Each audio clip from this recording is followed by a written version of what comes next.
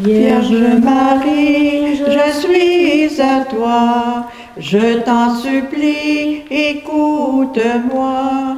Ô tendre mère, porte mes vœux et ma prière jusqu'aux cieux. Sainte Vierge Marie, ô Madone chérie, sois toujours mon perpétuel secours. Sois toujours mon perpétuel secours. En toi j'espère, en toi j'ai foi, divine Mère, console-moi. Dans la vallée où je languis, Vierge étoilée, viens et souris. Sainte Vierge Marie, ô Madone chérie, sois toujours mon perpétuel secours. Sois toujours mon perpétuel secours. Bonjour. Aujourd'hui, nous poursuivons notre réflexion avec Richard Thibault et Marie-Paul Guénette, membres associés Perpétuel Secours de la communauté des Sœurs de Notre-Dame du Perpétuel Secours. Une neuvaine est une prière offerte particulière, répétée 9 jours de suite, prière en laquelle nous demandons l'intercession à Marie pour une faveur qui nous tient à cœur. Bonne réflexion.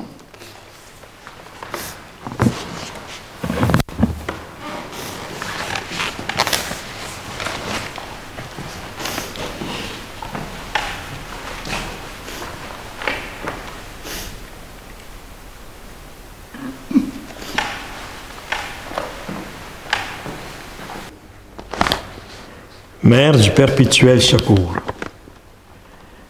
en ce Jésus tout tremblant que tu serres contre ton cœur, tu ne vois pas seulement le Fils de Dieu, ton Fils, mais tous les hommes, devenus par la volonté de Dieu et par ton acceptation, tes véritables enfants.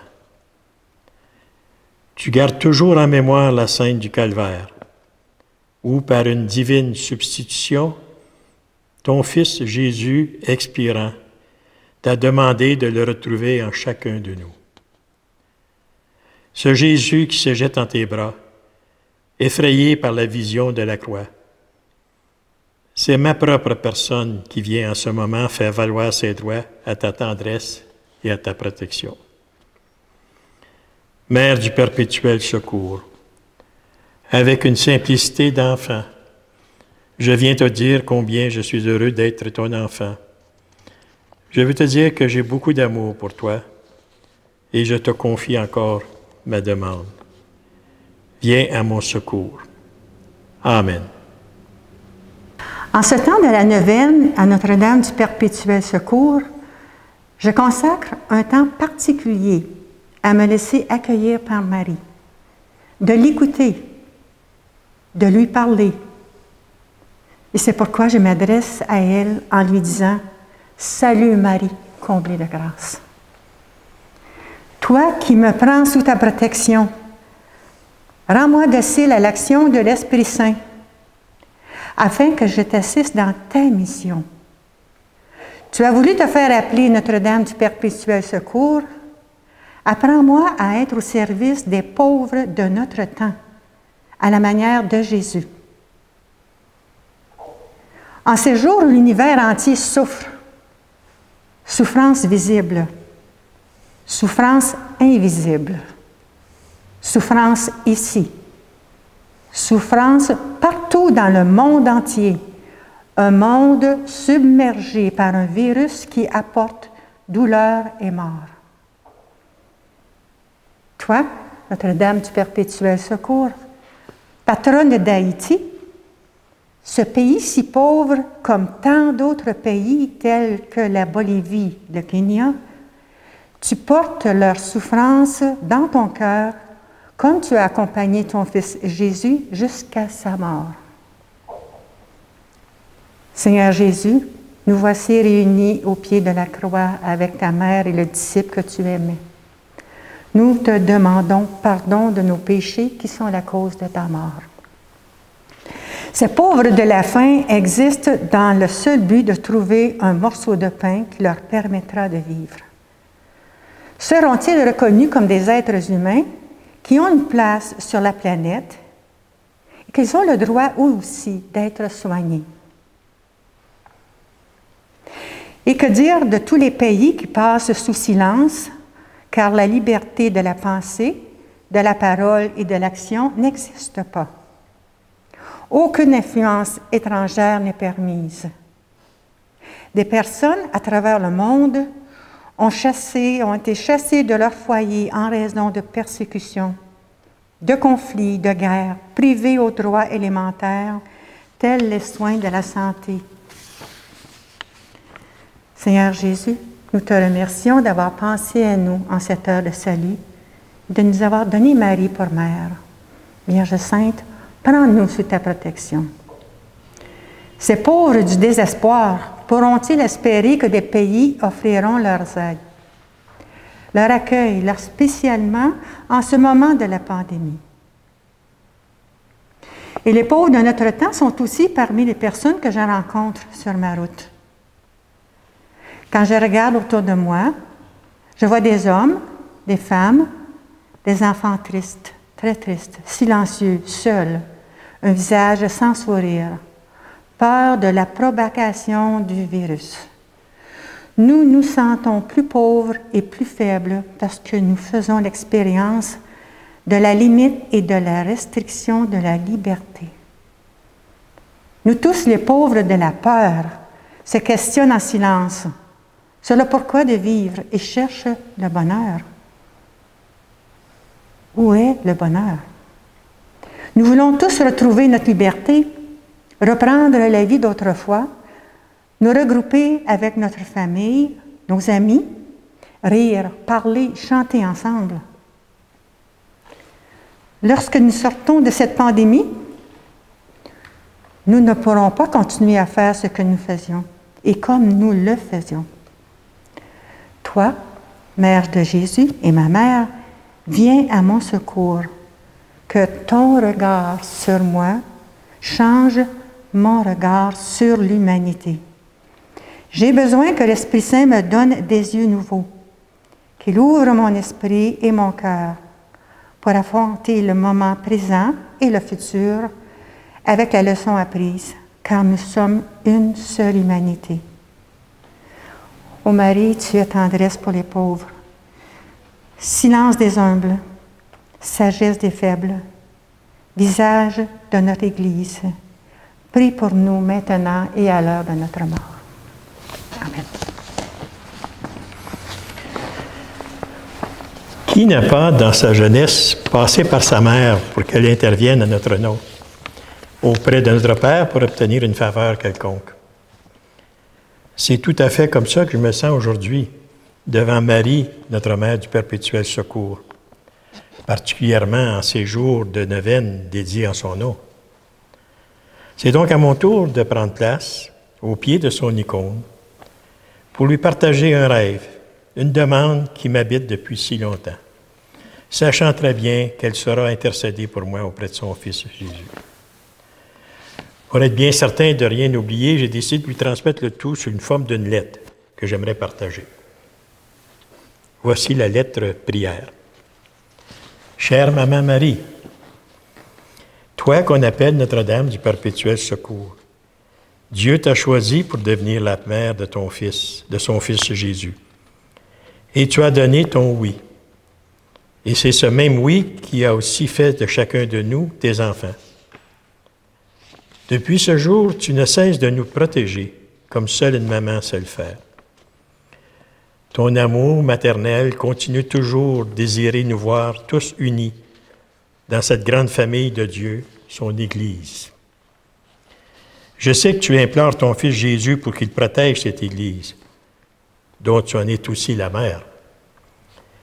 Je viens aujourd'hui te supplier pour que cette Église, qu'elle trouve la force et le courage de se réinventer et qu'elle puisse vivre cette conversion pastorale dont on nous parle depuis si longtemps et ainsi passer de la conservation à la mission.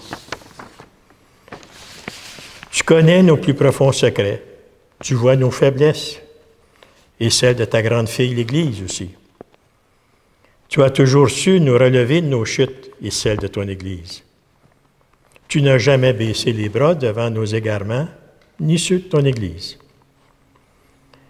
Tu n'es pas sans savoir que nos églises aujourd'hui se vident, que beaucoup de nos frères et sœurs baptisés n'ont plus de contact avec la parole de Dieu.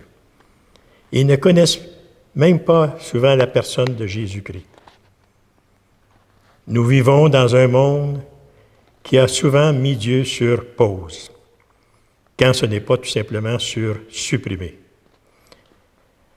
Je me fais regarder, moi, comme un extraterrestre quand je dis que je crois encore en Jésus et en son Église. Plusieurs ont abandonné l'Église qui les étouffait, selon eux, et dans laquelle ils ne se retrouvaient plus. On ne cesse de nous raconter des histoires peu reluisantes d'une Église qui, semble-t-il, n'avait que des torts, en oubliant son rôle tellement vivifiant qu'elle a su donner à notre population. Comme on dit souvent, on a jeté le bébé avec l'eau sale. Viens nous rappeler combien notre Église du Québec a été et demeure une terre de mission, comme nous le disait notre archevêque Gérald Cyprien dans son message pastoral du 8 décembre dernier. Ce message pastoral a éveillé en moi ce vieux rêve qui dormait depuis longtemps, soit celui de retrouver une Église des pauvres, une Église qui vit au milieu du monde, une Église qui ne cherche pas les grandeurs, mais plutôt d'apporter un changement dans son milieu, en mobilisant ses membres, prêtres, diacres, agents et agents de pastoral, mais aussi de simples laïcs comme moi, comme nous, pour qu'ensemble nous travaillions à la mission. L'invitation de notre pasteur m'interpelle personnellement. Il me demande à la toute fin comment je peux collaborer à ce changement de perspective et quelle part je peux prendre moi-même pour contribuer à la vitalité de ma communauté chrétienne.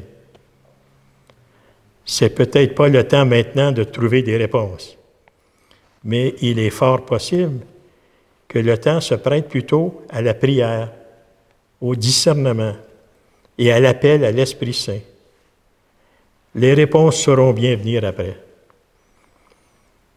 Voilà, Mère du Perpétuel Secours, la demande que j'ose te faire, sachant très bien qu'elle saura trouver écho en ton cœur de mère. Notre-Dame du Perpétuel Secours, intercède pour moi, pour nous, pour l'ensemble de ton Église.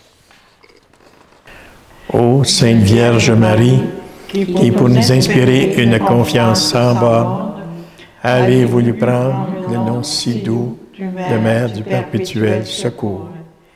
Nous vous supplions de nous secourir en tout temps et en tout lieu, dans nos tentations, après nos chutes, dans nos difficultés, dans toutes les misères de la vie et surtout au moment de notre mort. Donnez-nous, ô charitable Mère, la pensée et l'habitude de recourir toujours à vous, car nous sommes sûrs que si nous vous invoquons fidèlement, vous serez fidèles à nous secourir. Procurez-nous donc, grâce des grâces, la grâce de vous prier sans cesse et avec la confiance d'un enfant, afin que par la vertu de cette prière fidèle, nous obtenions votre perpétuel secours et la persévérance finale. Bénissez-nous, ô tendre et secourable Mère, priez pour nous, maintenant et à l'heure de notre mort. Amen.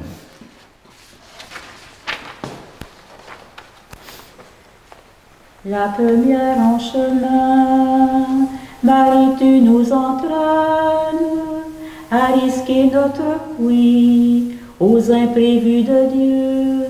Et voici qu'elle se met en large l'incertaine de notre humanité, Jésus-Christ, Fils de Dieu. Marche avec nous, Marie, sur nos chemins de foi. Ils sont chemin vers Dieu, ils sont chemin vers Dieu. La première en chemin, brille ton espérance dans ton cœur déchiré et la nuit du tombeau. Heureuse toi qui crois d'une absolue confiance, sans voir et sans toucher, tu sais le jour nouveau. Marche avec nous, Marie, sur nos chemins de foi. Ils sont chemin vers Dieu, ils sont chemin vers Dieu. On vous rappelle que pour vous inscrire, si vous voulez être en personne à la messe à l'église de Charny, à Notre-Dame du Perpétuel Secours, vous pouvez le faire sur le site, vous allez avoir l'adresse en bas, paroissedelévis.org, à partir de lundi 21 juin à 13h. Avant, toute inscription ne peut être faite. Donc, c'est pour, on le rappelle, 27 juin à 14h30. Sinon, vous l'écouterez en virtuel.